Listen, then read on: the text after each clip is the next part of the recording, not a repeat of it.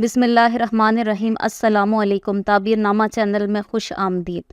حضرت ابن سیرین رحمۃ اللہ علیہ فرماتے ہیں کہ خواب میں ڈاکو کو دیکھنا کسی لڑاکا آدمی کو دیکھنا ہے۔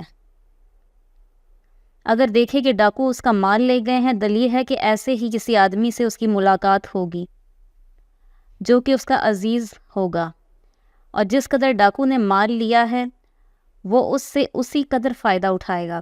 اور اگر دیکھے کہ اس پر ڈاکو جمع ہو گئے ہیں اور اس سے کوئی چیز نہیں چھین سکے، دلیل ہے کہ اگر بیمار ہے تو شفا پائے گا۔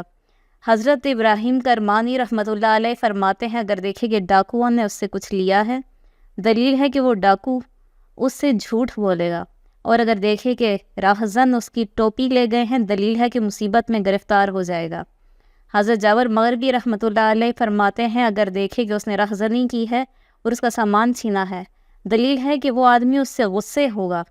اور اگر دیکھے کہ خود ڈاکہ مارا ہے اور کسی کا سامان لیا ہے، دلیل ہے کہ وہ شخص بیمار ہو کر شفا پائے گا۔ حضرت جعفر صادق علیہ السلام فرماتے ہیں خواب میں راہزنی 3 وجہ پر ہے: اول جنگ، عیش کی تباہی اور بیماری، صوم، ہمیشہ کا جھگڑا اور جھوٹ بولنا۔